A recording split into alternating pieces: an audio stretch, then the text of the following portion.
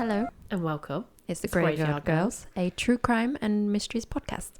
Yes, so welcome to this week's episode. Now, this one's going to be slightly different because it was a mammoth case for me to write and it would have been a mammoth episode. So I've actually decided to split it into a part 1 and a part 2. Mm-hmm. So this part 1 is obviously coming out on a Thursday and your part 2 will be out next Tuesday. So I'll basically... I'm gonna split it in two, so I'll let you know, and then I'll do a little bit of a recap at the beginning of next week. Okay. Just so you can catch up, or refresh your mind if you like. So basically, this case, I think quite a lot of people will have heard about it, and it was put back into my mind after a recent documentary that came out on Netflix. This case is about a plane hijack that happened in 1971. Now, it's a very high-profile case over in America, and what caught my attention about it again was the mystery that surrounds it and the fact that it's still unsolved, but there's one mystery man in particular. And when I watched this episode, it seems pretty certain that it's this guy, and he could, I think, quite possibly be him. But then it also turns into a bit of a weird miscarriage of justice because the guy that makes a documentary about him, I don't know, I feel like he gets an obsession over this guy, and he's got it wrong. Okay, I know what you're on about, but I don't. Yeah. No. So I'm just going to start about telling you the actual hijacking. I think it's probably just I'll dive into it. Okay. So on November the 24th, 1971, the Northwest Orient Airline flight 305 rather than 305? 305. Was travelling from Portland, Oregon to Seattle, Washington. A hijacker demanded a total of $200,000 as a ransom, asked to be flown to Mexico City, and then would parachute out of the plane over southwestern Washington.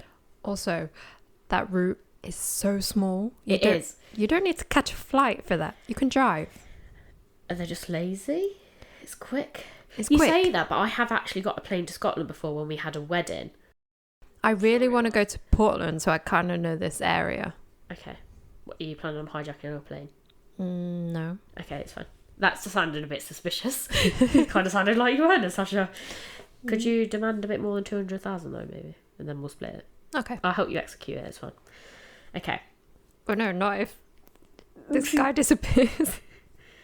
We'll make a better plan, it's fine. There's some theories he's impaled by a tree. There's a lot of strange theories about this, which is why it's become such a massive thing. So, basically, in terms of what happened on the plane, no one on the plane was injured. In fact, the other passengers were actually unaware the plane had even been hijacked until they were forced to land and then escorted off the plane, which I think was quite good on the air stewardess's part and the pilots and stuff, that no one was really panicked.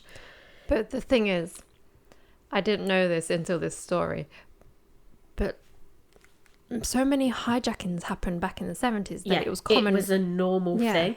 But it's like, to me, airport security, I thought there was always a level of it. It was just upped after 9/11. No. Was it 9/11? Yeah, 9/11. Yeah. Everything changed since 9/11. Yeah. Everyone who thinks hijacking, you think 9/11. Yeah. Not anything like this. Yeah, I had absolutely no idea. Like, I figured there might have been one or two, but like, I didn't think it was anything serious, if that makes sense. It was so constant that I think they always went to Cuba, right? Yeah. It's so constant. Yeah, it's very strange. So, on the actual flight, now the boarding, a middle-aged man carrying a black case approached A middle-aged man carrying a black case approached the flight counter at Portland International Airport. He had identified himself as D.B.Cooper, though the media misprinted this as D.B.Cooper, which is where the name of the case comes from. It's so weird. Like, how do you get confused with Dan and D.B.? I don't know. People are just stupid. D.B. sounds cooler. I think it does a little bit. Maybe that's why the media just continue to roll with it. But I think that also in itself, it's confusing. It then adds another air of mystery because they've already got it wrong, so they're looking for the wrong thing. Yeah, because I've always known it as DB, and then BuzzFeed Unsolved did it, and then they said it was D.B.Cooper, and it was just like, really? Yeah, but I get back to the D.B.Cooper thing. Okay. Well, actually, you won't hear it till part 2, so you'll have to wait till Tuesday for that bit. But I explained the D.B.Cooper bit. But he used cash to pay. He boarded the plane and had people sitting around him. Nothing caused any immediate concern. He was described as wearing a business suit with black tie and white t-shirt. Okay. White shirt, sorry. I don't know why I said t-shirt. t-shirt. Black shirt. I'm adding letters into my sentence. It was claimed he ordered a bourbon and a soda. The plane departed at 2:50 p.m. as scheduled. Shortly after takeoff, Cooper handed a note to Florence Schaffner, the flight attendant. I just shit no. Why the fuck did I even say shit? I didn't know her last name was that, by the way. Right, okay. We won't be saying the last name now because I've distracted myself. Florence, assuming the note contained a lonely businessman's number, placed it in her purse without opening and reading it. This was important at the time because stewardesses had been massively sexualised at the time and were frequently approached by men. So I think she just thought, oh God, another guy. Yeah, she was like, thanks. Yeah. So then Cooper leaned towards her and said, "Miss, you better look at that note. I have a bomb." Which... so subtle. Yeah, I know. But like I said, even though there wasn't a person sat directly next to them, they're very in close proximity. Did no one hear that and go, "Oh, did he just say he's got a bomb?" I don't think it's a full flight. I think it's very spaced out from It isn't, though, because the other guy, when I watched the interview in this new Netflix one, he worded it like he was still close enough that he could hear him. Like, he was either in the... You know, like the coming seats of three? He was one side and then he's in the next bit. So he's not in the seat directly next to him. So it'd be the sort of distance that me and you are, but sideways, if that makes sense. So he's not directly next to him. So does he say it loud enough so he could hear? No, but he says he doesn't hear that bit, but he can hear the conversation that guy's saying because he can hear him mutter to her. I have a bomb. He hears him order the drink as normal, but he hears mutter stuff. But I find it weird that he can hear all the other bits he's saying. Like, I'm sure he didn't shout, "I have a bomb," but I feel like it would still be enough you'd pick up a certain word. He's trying to be discreet. Oh, okay. I think the rest of the sentence, because he's got to capture her attention to go, "Miss, you'd better open that." But he says, "I have a bomb" in the same sentence. It's not like he goes, "Miss, you better open that." I have a bomb. Do you know what I mean? Yeah. I feel like this is the whole the sentence as a whole. "Miss, you better open that. I have a bomb." Yeah. And in which case, if you were sat this difference to me, I'd be like, did she just say she had a bomb? Okay. Yeah, I was like, it's a bath bomb. I don't think they had bath bombs. I don't even know. Right. The note that was written was neat, all in capitals with a felt tip pen, which I found was a bit strange. Felt tip pen? But I also imagine is it more like a black marker, so it's just a thick pen. Like a Sharpie. Yeah, that's what I'm imagining in my head. Just imagine like a children's... in like bright red or something. Well, yeah, it's like danger, red. Yeah. Or is it like, like ransom, like, when people used to cut out letters from newspapers and stick it to the thing? That's what I imagine in my head. According to Florence, the note ordered her to sit in the seat beside him. When she did, she asked to see the bomb. Cooper apparently did this just long enough for her to see 8 red cylinders and a large cylindrical battery. So after closing the briefcase... Like dynamite? No, it's like a battery bomb, isn't it? Okay, I'm just thinking dynamite. I mean, I suppose, yeah, it does. I'm imagining more, the big batteries, the big round ones that you get. That's what I'm thinking, with just little cables coming out, like crocodile clips. I don't think that's how bombs work. I don't know. I don't know. I don't make bombs, so I'm not entirely sure, I'll be honest. Which is probably a good thing. I think. That I don't make bombs. Yes. Anyway. After closing the briefcase, he stated his demands of wanting $200,000 in a negotiable American currency. Now, this is important to remember for much later on because people kind of make some theories around this. Now, he also wanted 4 parachutes, 2 primary and 2 reserve, and a fuel truck to be standing at the Seattle airport ready to quickly refuel their aircraft so it could take off again quite quickly. Mm-hmm. Florence then went to the cockpit to relay the information to the pilots.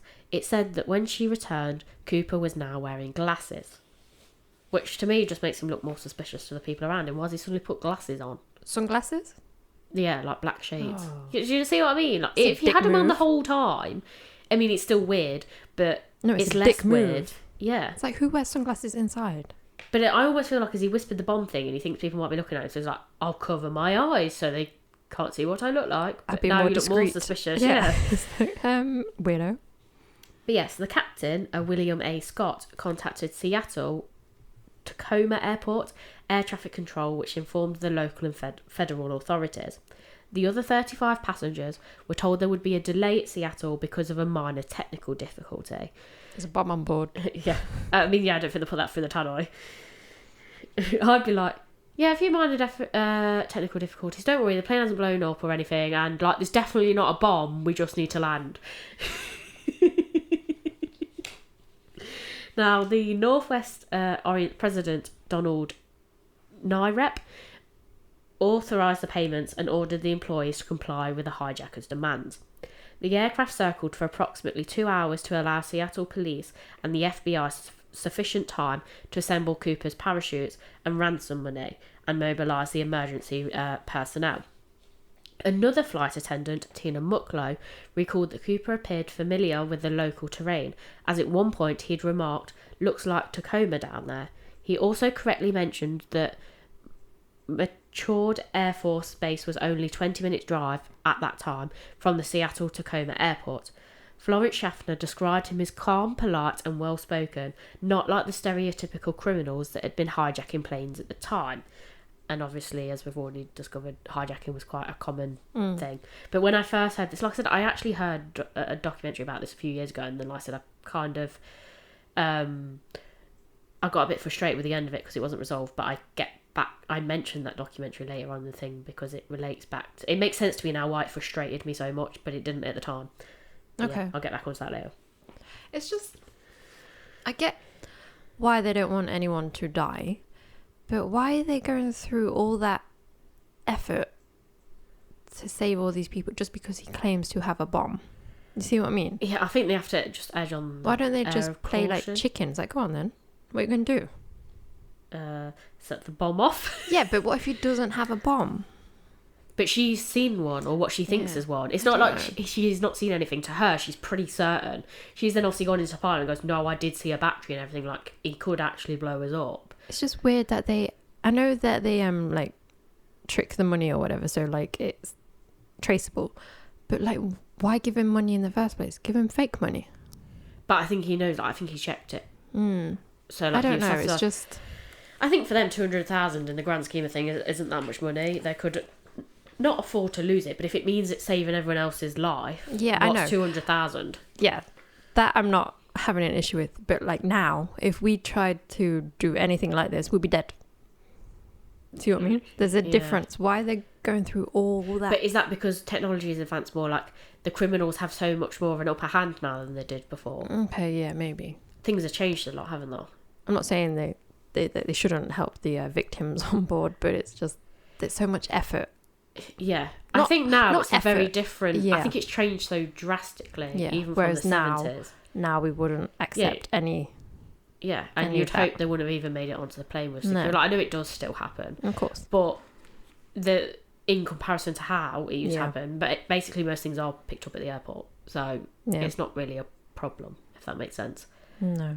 And I think it's maybe like now we don't take it because thinking, well, if they did actually have a bomb, we would have picked it up at security. I suppose there's a bit more of that element now.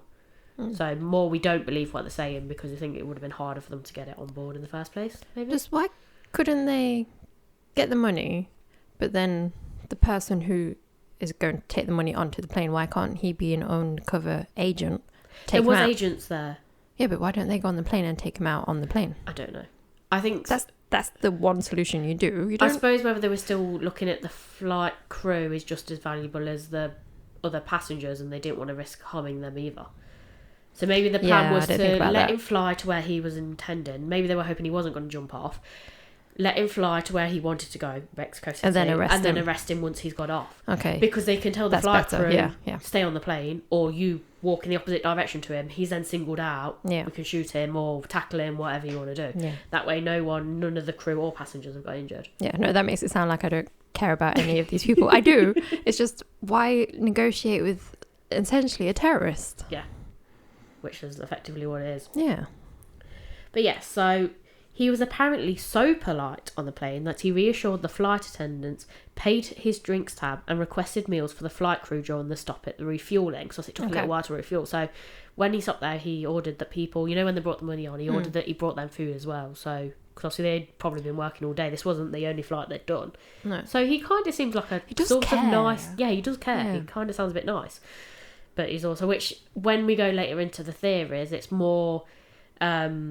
suppose it's a means to the end. He's trying to be kind to them, but this is the only way he could get money fast. Yeah, and this then brings them back on to Tina Mucklow. She asked Cooper if he had a grudge with Northwest Orient, and Cooper replied, "I don't have a grudge against your airline, miss. I just have a grudge." Which, when you get into suspects later, this is why some of the suspects came about, and I'll explain their backstory. So it explains kind of why they want to do the hijacking, but they don't have anything personal towards the crew or the people, which also suggests to me why they haven't injured any of them and have allowed them to land and get off the plane. Okay. I'm hoping the bomb is fake, because then he's kind of like, not a good guy, but like he's just clearly doing this because he needs money. Yeah, it's all threat. It's all talk. Yeah.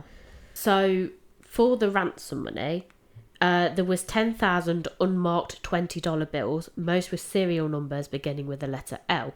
A photograph was taken of them all so that later on, if any money was found, they could identify it. It was also said that Cooper rejected military-issued parachutes offered by the McCord personnel. Instead of asking for 4 civilian parachutes with instead of 4 civilian parachutes with manually operated ripcords, police obtained them from a local skydiving school.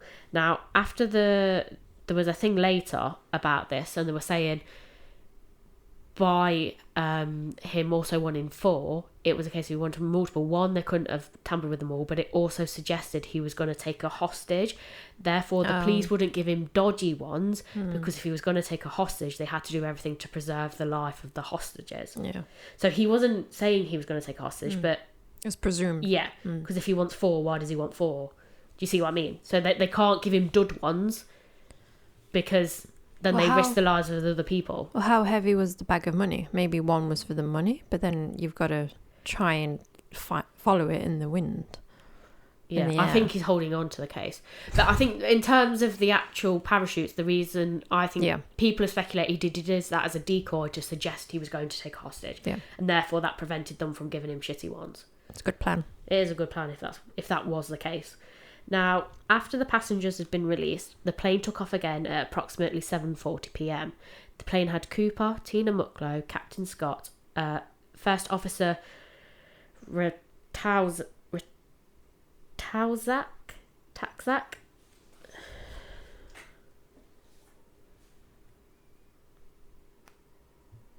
Ratazak.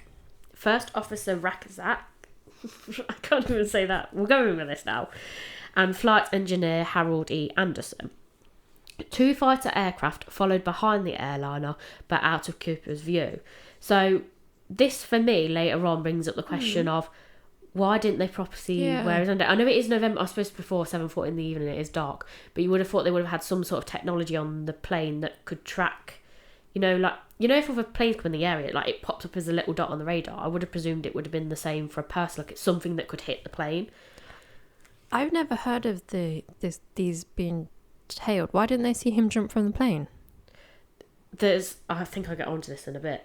Because it's a slightly different plane, isn't it? Because the stairs come out the back. Yeah. Which is not normal. So you'd see the lights if you're in the plane behind. Yeah. So why don't they see any of that? I think I'll get onto this in a minute. Okay. At approximately 8 p.m, a warning light flashed in the cockpit indicating that the aircraft's air stairs apparatus had been activated. The pilots asked over intercom if Cooper needed any assistance. He replied on the cabin phone, no. This were the last words heard by Cooper. At approximately 8:13 p.m, the aircraft tail sustained a sudden upward movement. Was this when he jumped? Jumped, yeah. When the plane landed, the captain checked the plane and confirmed... Hold on. Is his, no, like a no? No, I think no, because he'd have to take the phone out the stairs with him, wouldn't he? It's like, I imagine it's one on a cord, remember? Not... It's not like what I'm thinking. Yeah. I was just imagining he got sucked out the plane. Maybe he did. The captain checked the plane and confirmed that Cooper was no longer on board. The FBI bomb squad then entered, did a sweep and confirmed the cabin was clean. I'm sure I wrote about this plane. Maybe it's in the bit with the FBI a bit further down. I know I did look at it. I know I mentioned it somewhere. Okay. If I remember correctly, I might be telling this wrong, and if I get onto it later, then basically I'll correct myself. I think they were tailing behind, and then I'm not sure whether it's cloud or something, because these fighter jets, they either got lost a bit in the cloud, because there were one above and one slightly below but to the side, if that makes sense. Okay. So that when Cooper looked out the window, he couldn't directly see them. And I think what happened is where Cooper happened to jump out, not only was it dark, but I want to say that it was so cloudy that they sort of got lost in the cloud, so they temporarily lost the plane below them. Okay. So they were saying it wouldn't, and him as a person wasn't big enough to set something off on their radar, I don't think. Like, by the time he jumped and they come out the thick cloud, I think it was not maybe a minute, but even 30 seconds. By the rate at which he would have dropped, they would have missed it if they'd gone through a cloud. I want to say that's what it was. I don't think I'll make it. I'm pretty certain that's what it was when I first started it. I'm sure I mentioned it in here somewhere. Right. Anyway, the initial investigation. FBI agents recovered 66 unidentified latent fingerprints from the airliner. They also found Cooper's clip-on black tie, his tie clip, and 2 of the 4 parachutes. A clip-on? Clip-on. Black tie? Yeah. I can't even tie. But I'm thinking if he's thinking about jumping off, like, that would be a hazard, so he needs to quickly do it. You don't want to fanny about. True. You know, initial presentation, clip-on tie, if you do it well enough, it still looks like an actual tie. Yeah. But then you can quickly get rid of it. It's a way to quickly change your identity, I think. Yeah. It just doesn't sound cool. No, it doesn't. It sounds weird. Clip-on tie. He's got glasses. He's got Velcro shoes. Yeah. And, 2 of the 4 parachutes, one of which had been opened and 2 lines cut from the canopy. So some people were saying, one, was he initially checking them, or were they the spare ones and he didn't need them? But did he initially cut them to see whether they'd tampered with them? Someone else then said, because 2 of the lines had been cut, did he use that to tie maybe the suitcase and stuff, like secure something to the other parachutes? But obviously we can't explain that, so it's just theories that are thrown out there at this point. So authorities interviewed eyewitnesses in Portland, Seattle and Reno, and a series of composite sketches were developed. A precise location of where Cooper landed was hard to determine due to differences in the plane speed and environmental conditions along the flight's path. This meant they couldn't define a specific search area. Another important variable was the length of the time Cooper freefalled before pulling his ripcord. So did he do it straight away, or did he freefall for so long and then pull it? You wouldn't pull it straight away, otherwise you get stuck in the plane. Yeah. So none of the other Air Force pilots trailing the airliner saw anyone exit the plane either visually or on radar. Okay. They were experimental recreations with teams throwing a 200-pound sled out of an open stairway and were able to recreate an upward tail motion that had been detected on board. So they managed to mimic what was happening on board, but it doesn't necessarily mean... Obviously, the sled can't pull its ripcord, so... No. That, in terms of landing, it's a very different... I don't know, it's a weird one, isn't it? I feel like they should have sent... I suppose they can't send another person because the chances of the survival aren't very good, are they? If they've got a parachute, yeah. It's not... I think it was still... Where they were falling out, a lot of these places, it was still high death risk. So, it's mountainous areas or water. So, if you're basically volunteering someone to die... I suppose it depends on which theory you want to believe when they're coming up. But basically... But they don't have to do it in the same area. They're just testing the theory that movement is him jumping. Yeah, but then it's still not a fair trial in terms of an experiment because you're not mimicking the conditions. Because they're trying to find out where he could have landed. So, initial possible landing zones within an area of the southernmost outreach of Mount St. Helens, a few miles southeast of Ariel, Washington, near Lake Merwin, and artificial lakes formed by a dam on the Lewis River. Searches happened there both on foot and in the air. No equipment or no bodies were discovered. In the spring of 1972, a submarine was used to search Lake Merwin. Again, nothing of importance surfaced. So they were struggling to pinpoint. Obviously, they can't check every square metre of the thing, but where they felt it was most likely for him to have come out, they couldn't find anything. So then there was also a search for the ransom money, because they know what the serial numbers are, and they're hoping it's going to circulate back into normal currency. So the FBI distributed serial numbers to banks, casinos, racetracks, and other businesses that routinely conducted large cash transactions, and even sent other law enforcement agencies around the world these serial numbers. $25,000 was offered as a reward for anyone who found the ransom money. In 1972, the serial numbers were released to the general public, but this brought in a lot of hoax and counterfeit notes. So this is why they didn't initially release them. No genuine bills were found or handed in. However, on February the 10th, 1980, 8-year-old Brian Ingham was on holiday with his family on the Columbia River. They recovered 3 packets of ransom cash totaling around $5,800. Notes had degraded and disintegrated in places from exposure to the elements, but were still bundled in rubber bands. And I'll come back to Brian later because he ties in with one of the suspects. As a child. No, this is why it was good, and this is what really threw me out of the documentary, this newer one. I don't want to spoil it, so... Okay.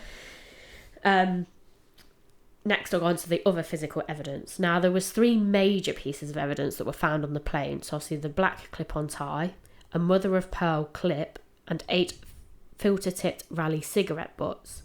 But they were later lost, the cigarette butts. But obviously that would have contained possibly a DNA profile. Yeah. So quite important. Also worth noting that for much later on as well. It won't be more in part 2, but for me, it's all in one day. Oh, so, you mean like the FBI? Is it on it? Sort of. You can't lose things with DNA. Yeah, no. It happens so many times, and it's just like someone's like, oh, we don't need that. It's not important. Like, what was my case the other week? My reasonable doubt with that handkerchief, bloodstained handkerchief. Oh, we don't need that. No, it's right next to the body. It's fun. Anyway, so now we're looking into the evidence of knowledge and planning. Evidence suggested that Cooper had to have had knowledge about flying technique, aircraft, and the local terrain, which makes sense. Mm-hmm. He demanded 4 parachutes, which at the time could have indicated he was planning to take a hostage, as I previously said, but others suggested he did this as a bluff to ensure he wouldn't be given a dud or sabotaged one. Yeah. Which again makes sense. He must have had knowledge of a quick refueling time, placements of engines as to secure a safe jump away from the engines, knowledge that the air sails could be lowered during the flight and that the plane could fly at a lower altitude. There was previous mention that the pilot had said he couldn't fly that low, but Cooper had said he knew that they could. So that would suggest that he already had some maybe pilot experience. Yeah, or he worked building them. He had something to do with airplanes or airlines. Yeah. So it was suggested that Cooper was an Air Force veteran, an aircraft cargo loader, or an aircraft cargo loader to be precise. Such a job would have given him knowledge and experience of the aviation field. Loaders are trained to throw cargo out of flying aircraft. They wear emergency parachutes and receive jump training. So, I've never heard that theory before. That's a good theory. So it said that Cooper didn't want a military airplane, and this is because they can be tracked and traced. Now, someone that had worked in that area would know that. So this was the things being put forward. Okay. So this then brings me on to the possible fate of Cooper. The FBI was sceptical of Cooper's survival odds. They counteracted suggestions of him being experienced and suggest that he was in fact the opposite. No experienced parachuter would choose to jump in the pitch black of the night in the rain with an estimated wind speed of 172 miles per hour, wearing loafers and a trench coat. So this then does, if you want to be funny about that, did no one else notice, but he did actually have a change of clothes. Obviously, the pilot and the stewardesses were ordered to stay in the cockpit while he changed and jumped off the plane, so they wouldn't have necessarily seen him change. But then you would have expected the clothes to be left behind, or he threw if them you want out. to be funny, he took them with him in the case, accidentally leaving the tie behind. So he also missed that the reserve parachute was only for training and had been sewn shut. But could that have been cut, is what I wanted to question. Because someone talking about, the sabotage earlier, someone was like, well, he was stupid because he took the one that was sewn up. But I'm thinking, if he already knew, how the other ones were cut, did he also check the other one? I feel like he would have checked them thoroughly before he jumped out. Yeah, you're going to have to make sure you get every single stitching of the sewn part, though. But then if his experience of doing things in an emergency, Okay. It depends what theory how you want to tackle it. It's like he's really, really clever, but also really, really dumb. Yeah, at the same time. Yeah. So he also didn't ask for a helmet or appear to have one, which obviously you would think he'd kind of have if you're jumping from that height.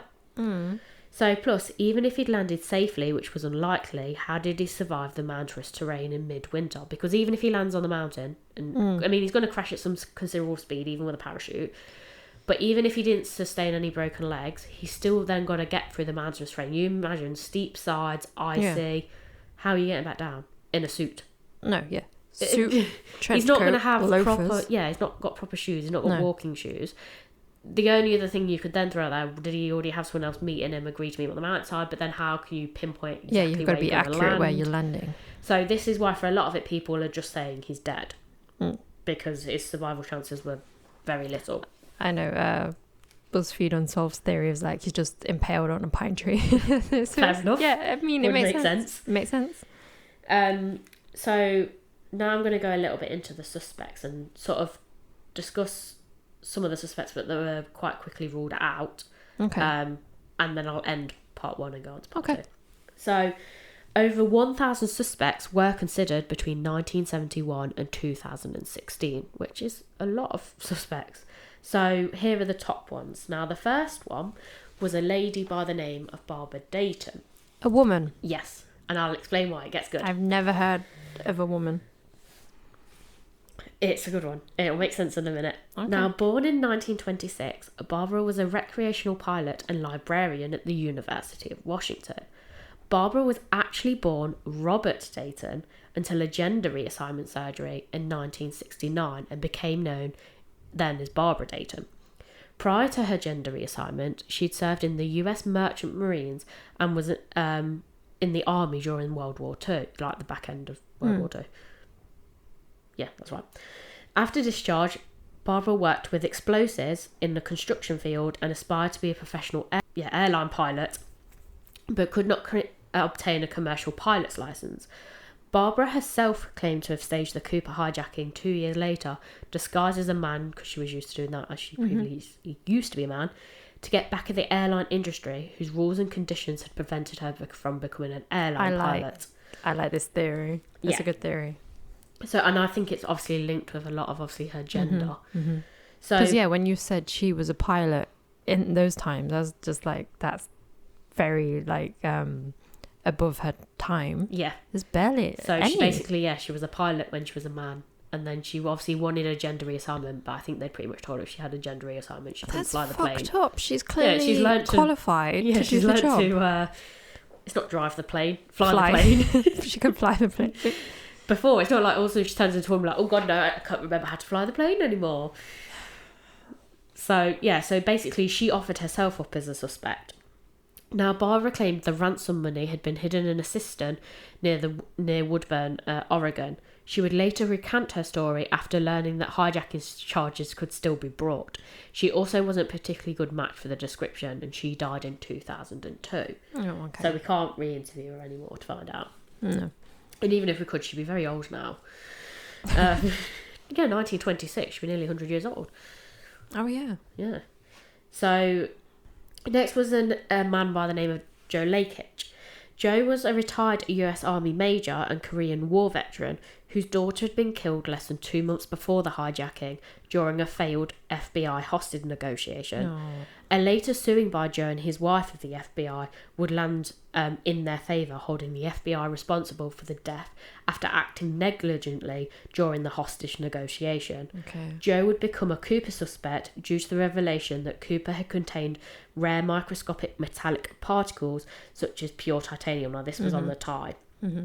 It was speculated that few people during that time would have been exposed to such metals, and that Cooper may have worked in a manufacturing environment working with electronics or as an engineer or manager.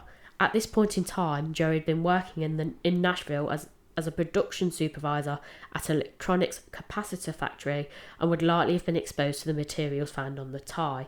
If you want to go back to what Tina Mucklow claimed when she said, it's not because I have a grudge against your airline, it's because I have a grudge. That's He's a good theory. Placed. That's He's a good getting back theory. at the FBI. It's the FBI is demanding the money from. It's also kind of fucked up that if it's not him, the FBI are accusing him because they fucked up in the first place. Yeah. So I hope it is him. I don't think it is.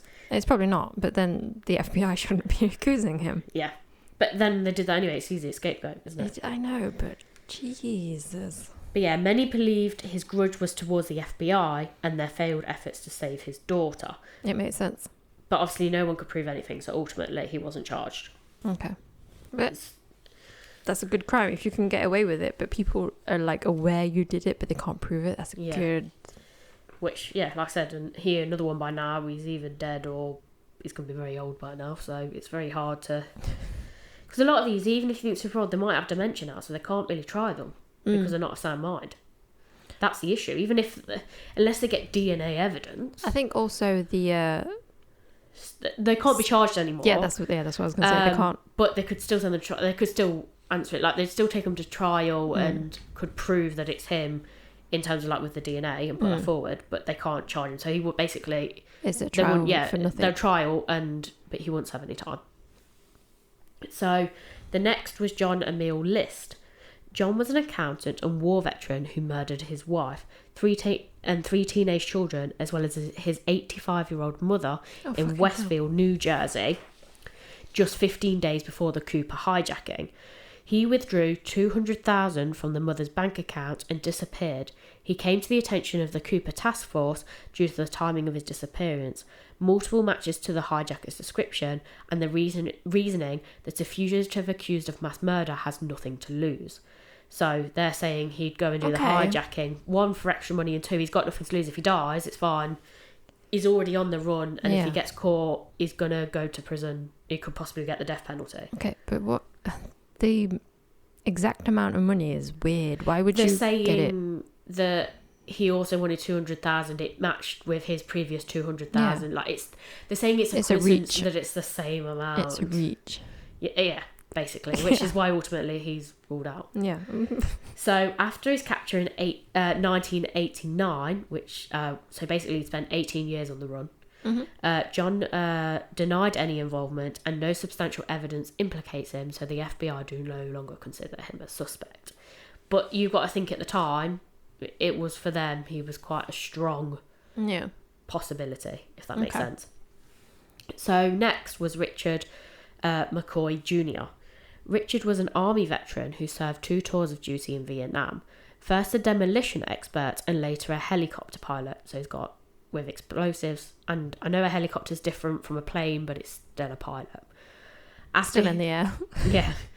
After his military service, he became a warrant officer with the Utah National Guard and enjoyed skydiving in his own time. Again, he now knows how to parachute. On April the 7th, 1972, McCoy staged the best-known so-called copycat hijackings when he boarded a United Airlines Flight 855 in Denver, Colorado, brandishing what later proved to be a paperweight resembling a hand grenade, as well as unloading a handgun. He also demanded 4 parachutes, but this time it was $500,000. After delivery of the money and parachutes at San Francisco International Airport, McCoy ordered the aircraft to go back into the sky and bail out over Provo, Utah. So similar circumstances to the one before, just slightly different place. This is why you don't do the ransom thing, because then people keep thinking they can get away with it. This is the issue I have with them, like giving him the money. That's the only issue I have. I don't have the issue of like helping the victim. Not encouraging them, but it is at the same time. No, but it is. So he left behind a handwritten He accidentally left behind handwritten hijacking instructions and his fingerprints on a magazine he'd been reading. He was arrested on April the 9th with a ransom cash in his possession, and after a trial and conviction, he received a 45-year sentence. 2 years later, he escaped from Lewisburg Federal Penitentiary with several accomplices by crashing a garbage truck through the main gate. You would have thought they'd have made it a little bit hard. Like, I know a garbage truck is big, but I feel like they should have had multiple gates and maybe one of them stop him. He was tracked down 3 months later in Virginia Beach, and where he was killed in a shootout with FBI agents. So they can no longer question him. Very clever of them. In the 1991... Was it done on purpose?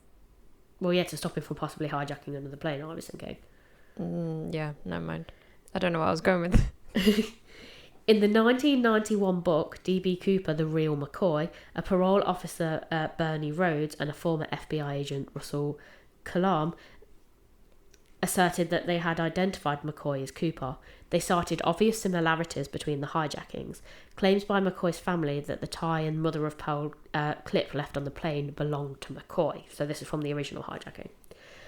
A proponent for their claim was that the FBI agent who shot and killed McCoy said, "When I shot Richard McCoy," he said, "I shot D.B. Cooper at the same time."